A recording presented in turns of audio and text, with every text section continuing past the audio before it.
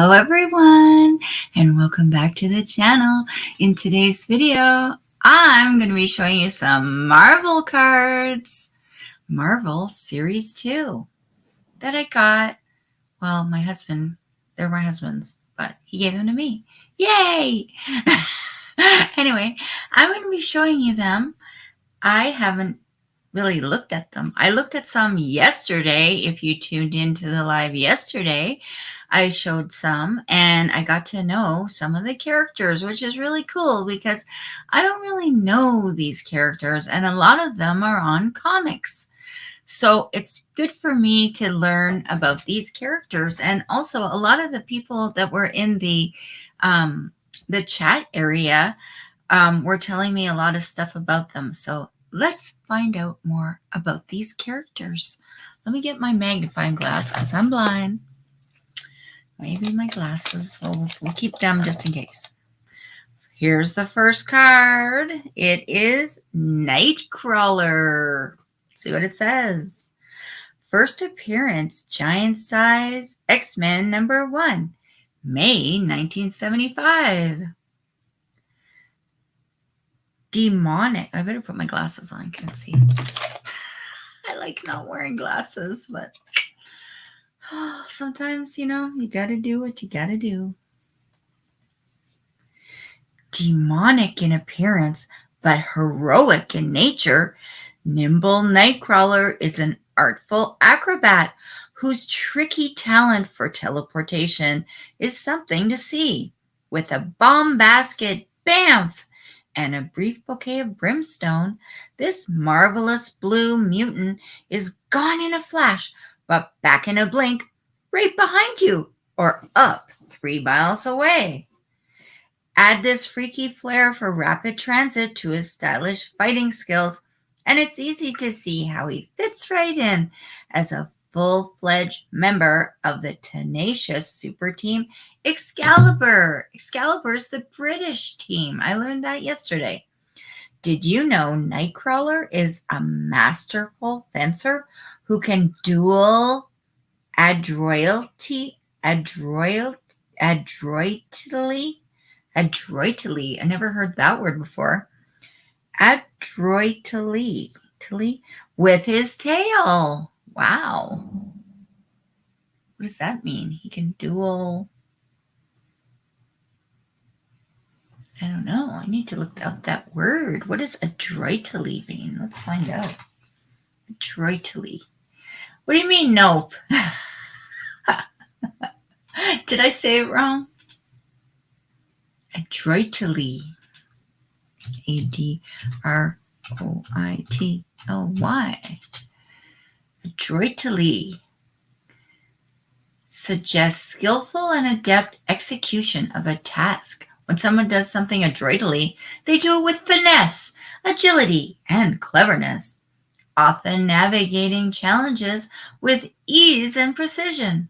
It implies a high level of proficiency and competence in handling various situations or tasks. I learned a new word. Let's see, what's the next one? This one's called Supervillains. Saracen.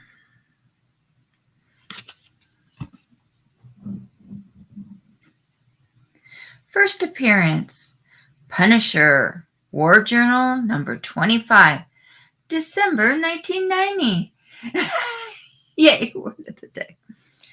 Anywhere there's explosive foreign intrigue, Saracen, the greatest of all international, is probably somewhere close to the action. He's possibly the Punisher's greatest, most hated foe, and he's definitely one of the most evil human beings in the world. Changing allegiances often, serving any nation or cause that can meet his price. Saracen kills quickly, viciously, and often. Email Doug's logo? Cool. I think he's going to like it.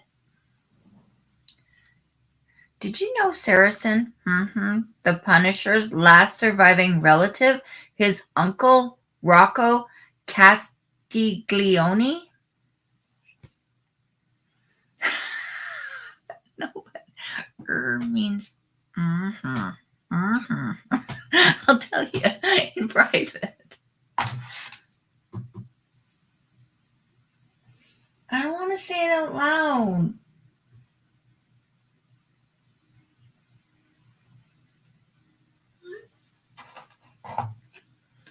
The next one is another supervillain. Her name is Nebula.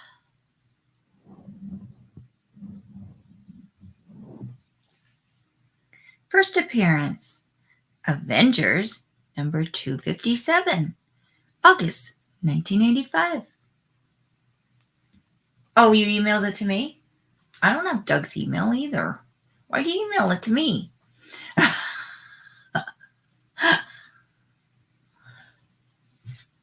Wait, I'll get his email address.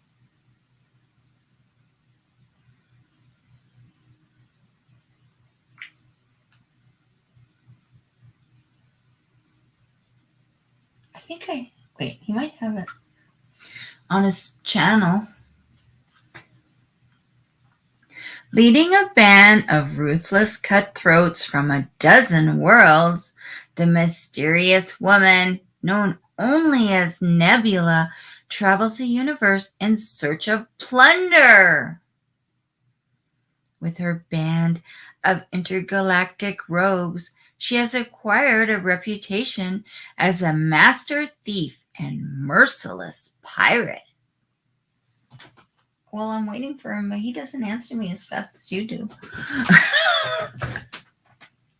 He's like, oh God, what does she want now? I'm sure. While she has been defeated several times at the hands of the super team called the Avengers, she has never been captured. And as long as Nebula and her raiders are free, no world is safe. Did you know Nebula claims to be the granddaughter of the master villain called Thanos?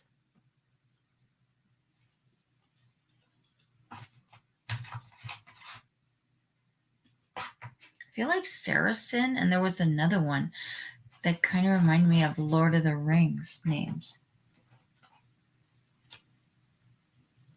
Puma, another supervillain. First appearance, Amazing Spider-Man number 256, September 1984. Maybe I can read it without the magnifying glass. Barely. Descended from a tribe of Native Americans, Thomas Fireheart was destined to become the perfect warrior, foretold in his people's legends. Raised from birth to perfect? What? Oh, raised from birth to perfect his senses and physical abilities and given superhuman powers by the magic of his ancestors, he has fulfilled the prophecy of legend as Puma. Now he travels the world selling his services to the highest bidder, sometimes on the side of good and sometimes in the service of master criminals. Whether as friend or foe, Puma is one of the fiercest fighters on Earth. Did you know Puma was originally given his powers in order to battle the cosmic being known as the Beyonder? Puma. Oh, Puma? Puma. Sorry, Puma? Oh, I like Puma better. Puma. He's not answering me. Wait, I'm going to get it on his channel. I'm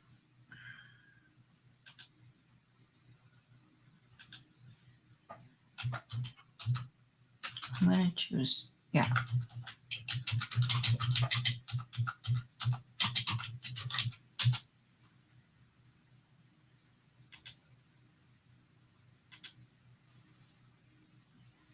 Oh, it's not there. It's not there.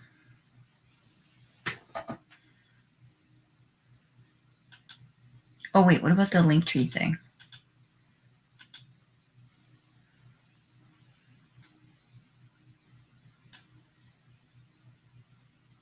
Nope.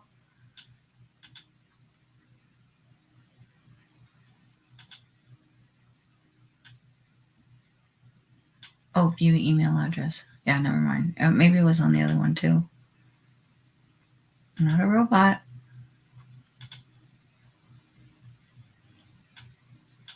Oh, how do you?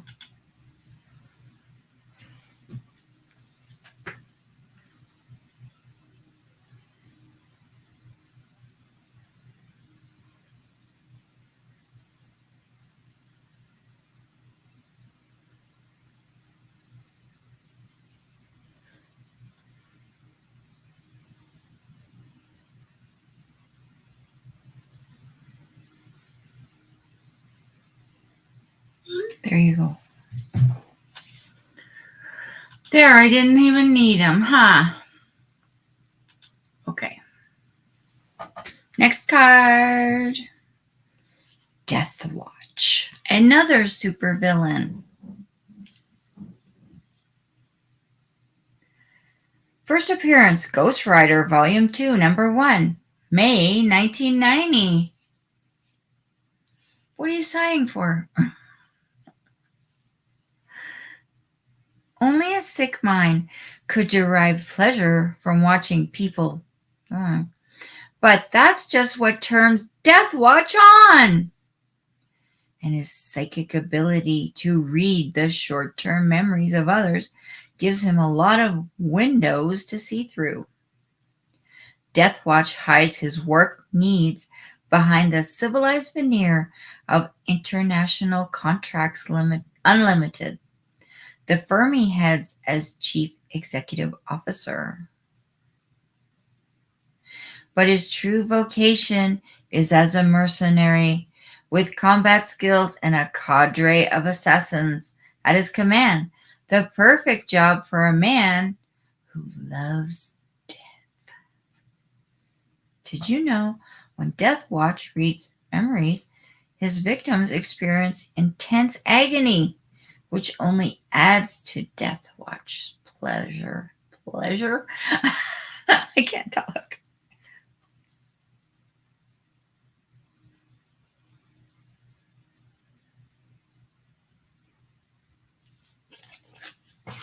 Just having a look at Death Watch. You're welcome, Neil.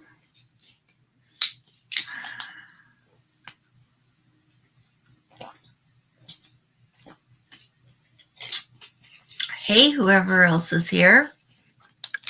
Thanks for watching. Thanks for coming over and checking out my live on the Shorts feed. Yay! Don't be shy to talk in the chat.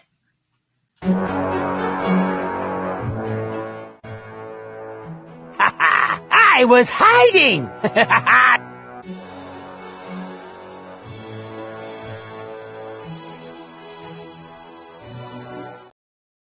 We appreciate all of you lurkers.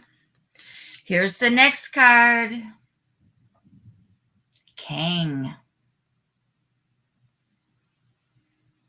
He is also a supervillain.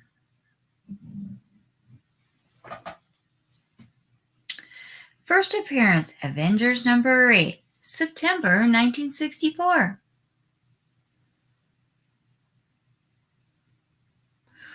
Born into the peaceful 30th century, the man who would become Kang the Conqueror hungered for greater challenges than his own era could provide. Hey, Frankie! Hey, Friend Boy Prime! Yay! What was the wink wink for? Not sure. The lurkers, maybe? Upon discovering a time machine built by an ancestor, he embarked on a life of conquest and adventure. From his base of operations in the war-torn 41st century, he pursues his goal of conquering all of time. Although his attempts to conquer the 20th century have been thwarted by the super team known as the Avengers, there's no doubt he will return in the future, or, from his point of view, the past. Did you know Kang is a distant relative of Reed Richards, leader of the Fantastic Four? Oh, what did I say? Oh, it was because you looped it. I didn't want to write that in the I didn't want to write that in the comments because I didn't want people to know what I was talking about. And you didn't. I had a feeling you would be reading this going, what is she talking about? Because you looped it. Supervillains, Blackout. Is it a girl? I think it's a girl, but man, she's ugly. I usually loop all my comic vids. Oh, you do? Oops, my bad. Well, I thought that one looped really good. And there was this outfit that Wonder Woman kind of wasn't wearing. It made me go back and look again to see what she was wearing.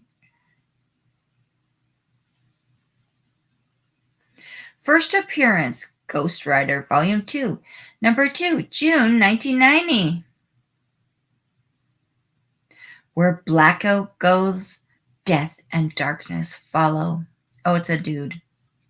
His light-sensitive skin forces him to hunt his prey at night, and to make the blackness around him complete, his body generates a light-dampening field that shuts down any nearby artificial light sources.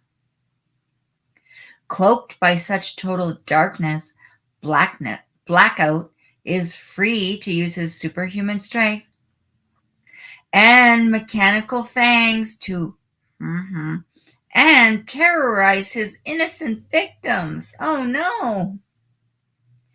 Did you know Blackout used to be proud of his handsome face until it was horribly disfigured in a battle with Ghost Rider? Oh.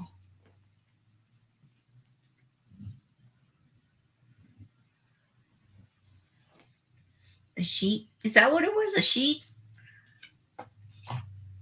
I was like, what? I looked again. Hobgoblin. Ooh.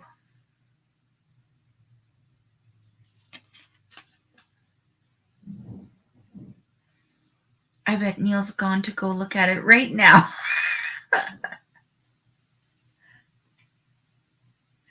First appearance, Amazing Spider-Man number 289, June 1987. The first man to soar into crime as the Hobgoblin was reporter Ned Leeds, who had discovered the hideouts of Spider-Man's greatest enemy, the late Green Goblin. When Leeds was the criminal once known as Jack-O-Lantern assumed the villain's identity. Why did he do that? Why wouldn't he stay Jack-O-Lantern?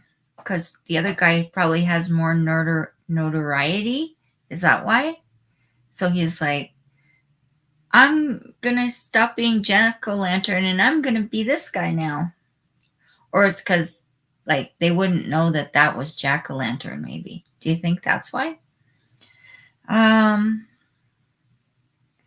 Lacking the power of his predecessor, the second Hobgoblin bargained with a who granted him superhuman abilities, but also twisted his face into a grotesque replica of his goblin mask. Oh. Now the hobgoblin seeks to justify his mad existence while selling his lethal services to the highest bidder. Did you know, due to a spell cast by the sorcerer, Doctor Strange, the hobgoblin believes he has the face of a normal human being?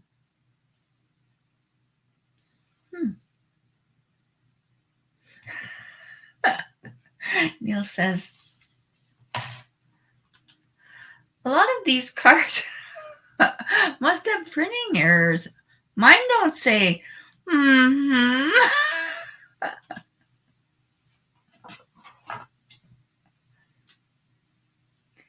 Here's another supervillain, the Lizard. First appearance, Amazing Spider-Man number 6, October 1963. When the loss of his right arm ended the career of surgeon Kurt Connors, I thought it said cut corners, he devoted himself to the study of reptiles and their amazing ability to regenerate missing limbs. Eventually, he created a potion to restore his arm, but it had a horrible side effect. It periodically mutated him into a human reptile. Did it do it at random times? Now, as the Lizard, he seeks to lead all reptiles in a conquest of Earth. So far, only Spider-Man has managed to stop him and save humanity. Did you know the Lizard can mentally communicate with all reptiles in his vicinity? That's kind of cool. I need a drink.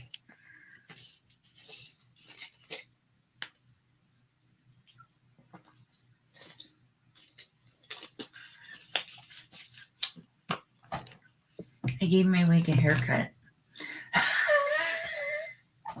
because it was all like ratty or whatever at the back. I'm getting a new one anyway, so.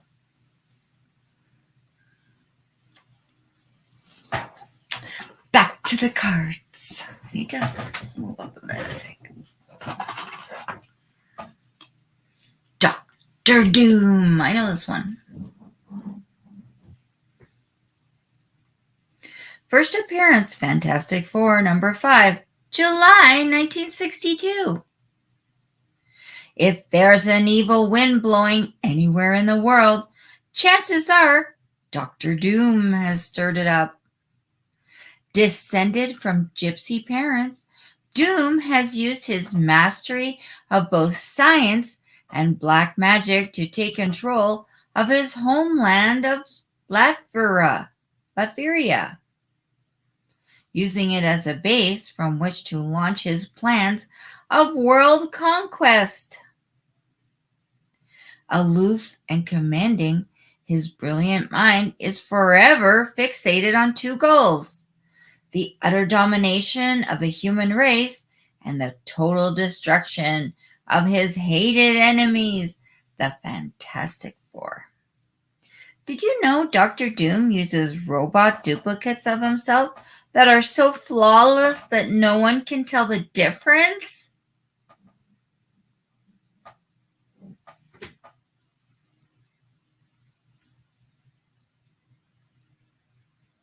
I mean, I feel like I can tell the difference.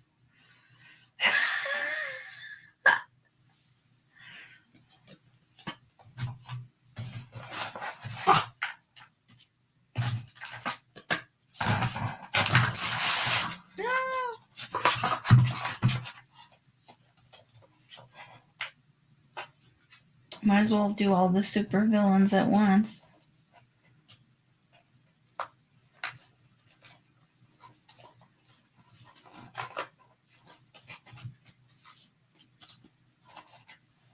Hi, Chew. Thanks for coming over.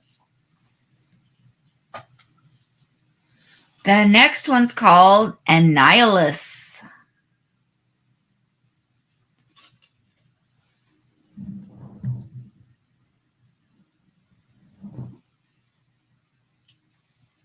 First appearance, Fantastic Four Annual number 6, November 1968. Spawned in the bizarre antimatter universe called the Negative Zone, the inhuman monstrosity known as Annihilus dreams incessantly of conquest, first of his own strange cosmos and then of ours. Possessing the awesome powers of the cosmos, control rod, and his own inhuman cunning, he seeks to mercilessly enslave all who live. Although his attempts to escape the Negative Zone and threaten Earth have been thwarted repeatedly by the Fantastic Four, he has yet to abandon his insane quest for power. Did you know among the alien races of the Negative Zone, Annihilus is known as the living death that walks? Who makes up these names?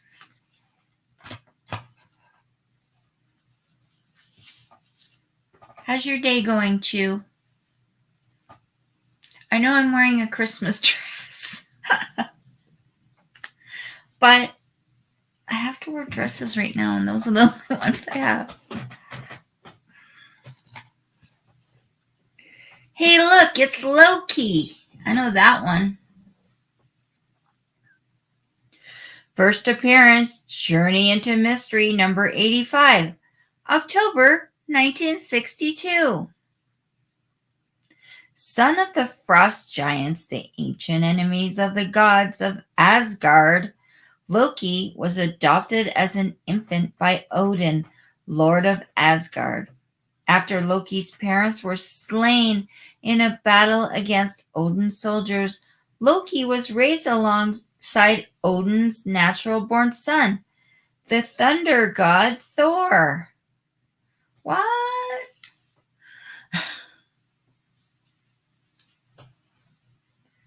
I thought he was raised with that other guy. Early in his childhood, however... Oh, yeah, that's right. I'm thinking about Loki. Never mind.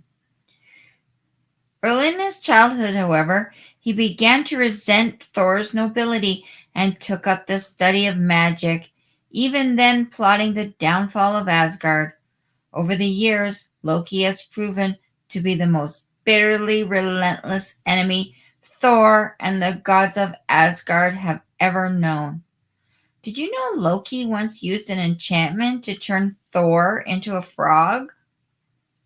Loki doesn't look happy. It says real name Loki Lawleyson. What? Seems weird to me. Loki is the god of mischief, isn't it? My sister-in-law named her dog after Loki. The next one is Red Skull.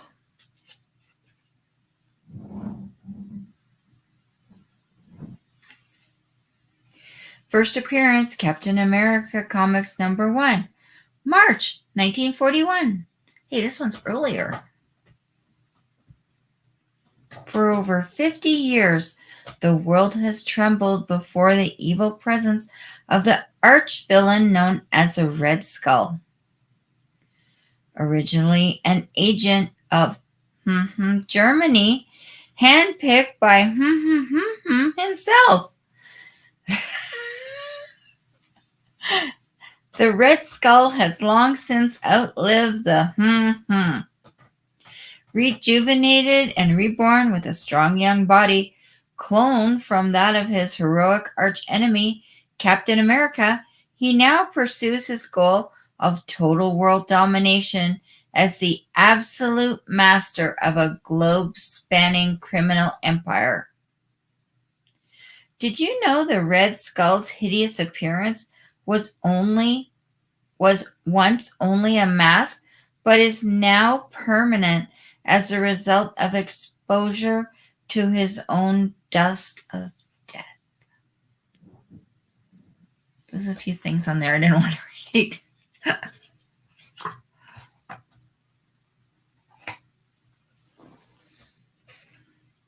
The next one's called Ulick. Yeah. Ulick?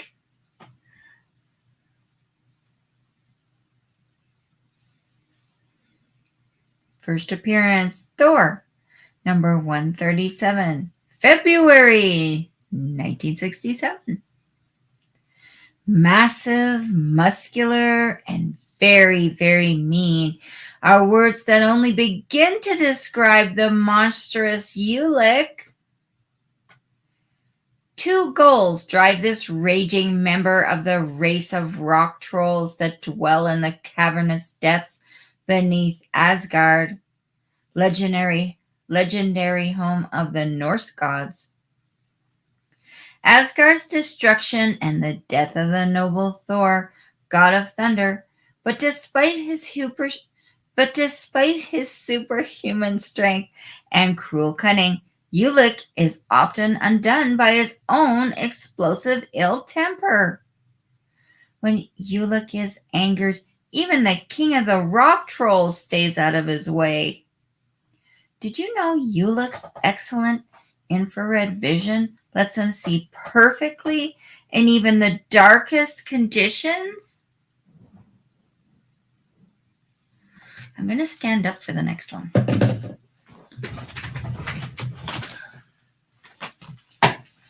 Oh, my back is hurting a little bit.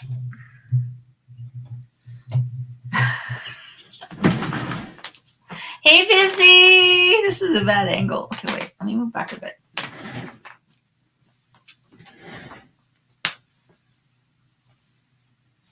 All right.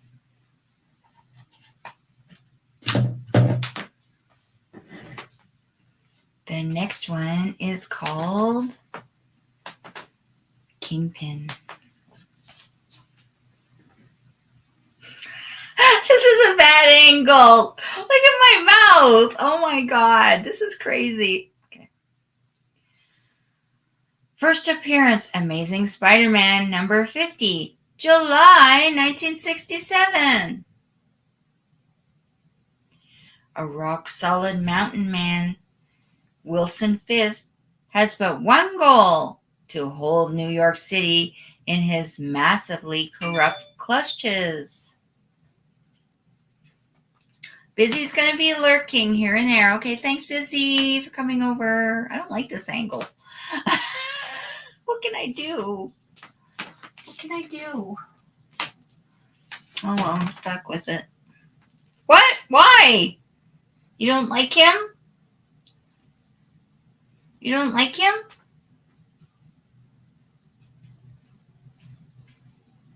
Neil says skip Kingpin.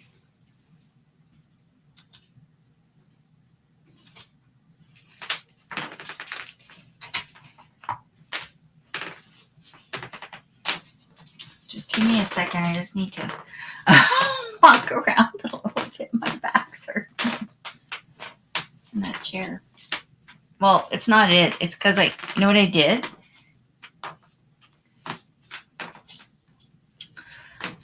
I took a cushion from a chair and I put it on my chair. I really like it. Just have a little walk break here for a sec.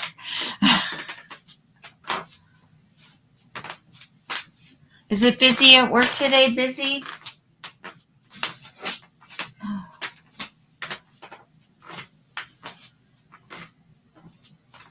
Okay, I think I'm okay now. Okay, just a second. I just have to stop the camera for a sec so I can get on the chair.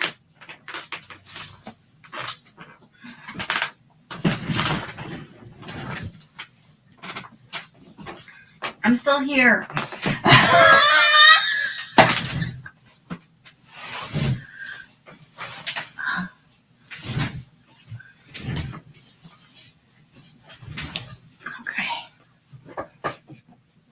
do more cards, okay, guys?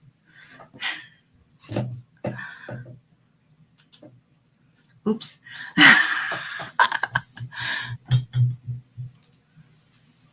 Yeah, that's good.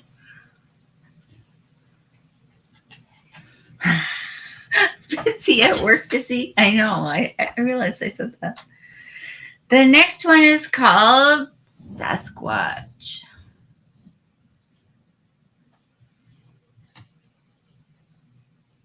First appearance, X-Men number 120, April 1979. While experimenting with gamma radiation, Canadian research scientist Walter Lankowski shattered the mystical barrier that separates our world from the realm of the ancient interdimensional entities called the Great Beasts. In that brief second of contact, Lankowski's soul was linked to the form of an evil northern spirit.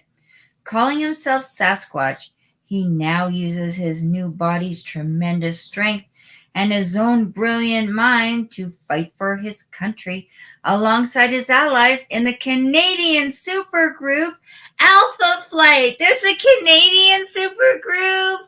Yay! Did you know for a time Sasquatch was what?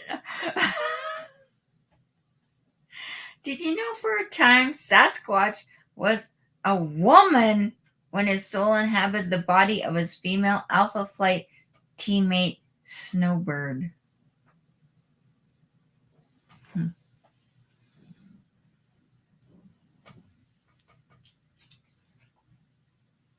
That's a superhero. Oh, I must have finished with the villains, I guess. This is a superhero, but it's called Death's Head. First appearance, Dragon's Claws, number 5, December 1988.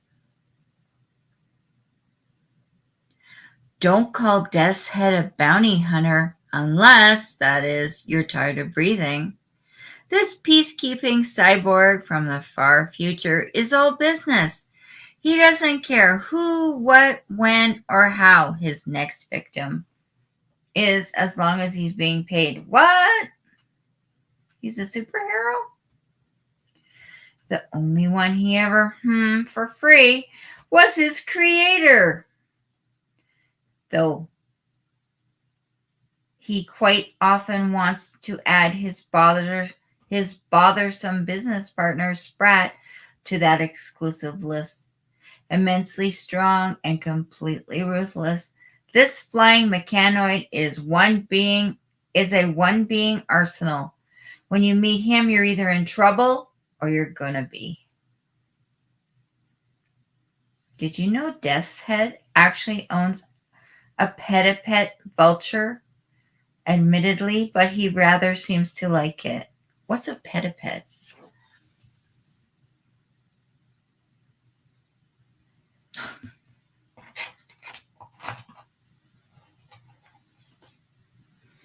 The next one's called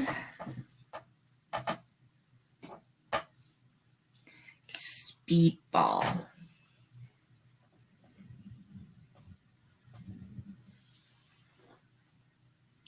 First appearance, Amazing Spider-Man Annual number 22, 1988. Strange energies from another dimension transform teenager Robbie Baldwin into the bombastic bouncing brawler named Speedball, the masked marvel. Now he uses his sensational specialty to spring to the aid of people in need. Whether Speedball is capturing costume criminals in his hometown or addressing worldwide concerns with his fellow new warriors, you can be sure of one thing. He's having a ball. Did you know Speedball's powers also distort his voice, making it sound hollow and otherworldly?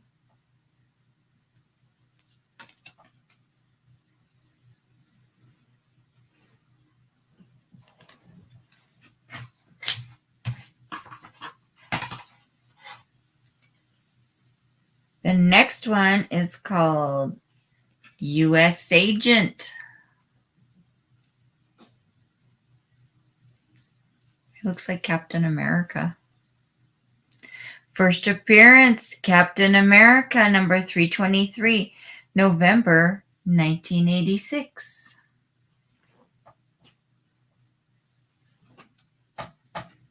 When Steve Rogers temporarily resigned his role as Captain America, the United States government hired John Walker to adopt that identity. It was as the replacement Captain America that Walker survived his true trial by fire, becoming a dedicated foe of evil in his own right.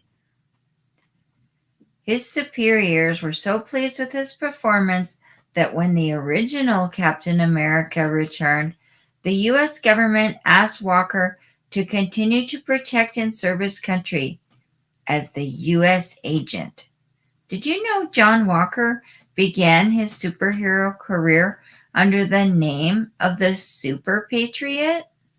He kind of looks like Woody Harrelson on the back there, don't you think?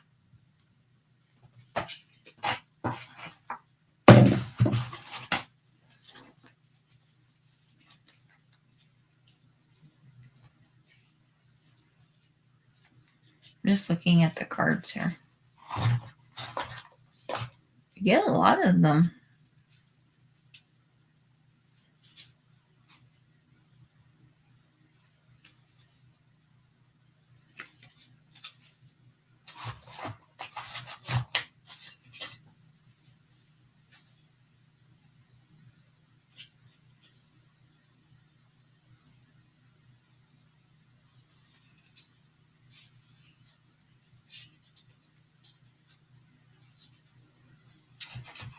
I might read these ones because you love Woody Harrelson?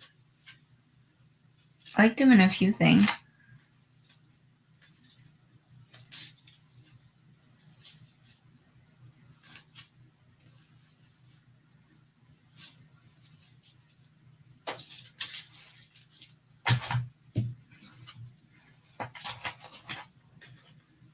This is a weapon.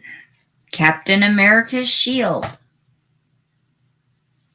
It says a little about it.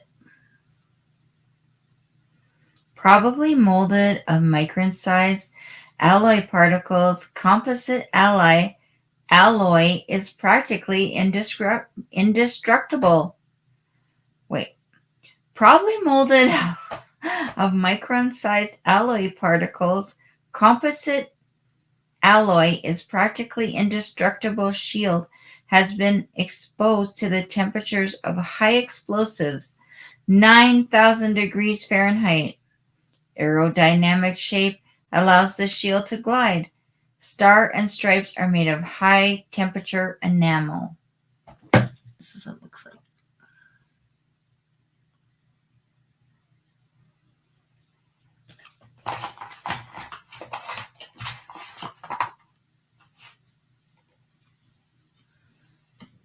Thor's hammer.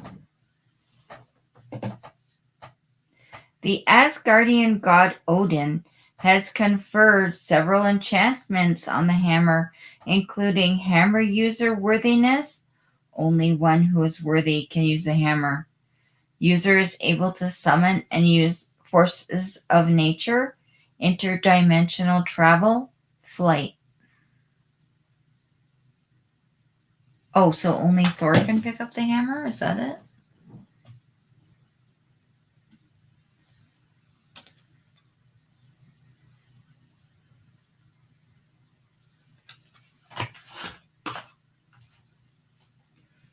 Daredevil's Billy Club. Billy Club, Billy. Most recent version, quick releases into equal length fighting sticks. Top section has internal mechanisms that can throw hand grip 45 feet as grappling service. Hand grip can also straighten for fighting mode. Oh, kind of looks like a cane on this side.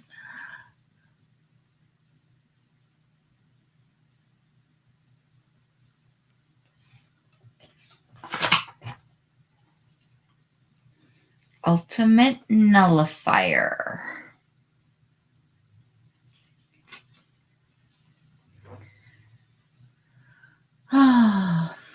All information hearsay. Device may have been created before the time of this universe. Supposedly destroys only objects completely understood by potential user and destroys user as well. Never used in this dimension. What? So he's never used it? He's only like held it? Like, you better be good or else I'm gonna nullify you.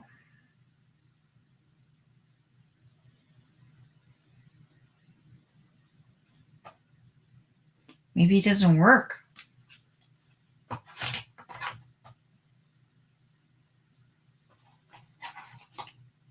Spider-Man's web shooters. This is the whip. Web shooters mimic natural abilities of spiders to spin webs of fine, strong material.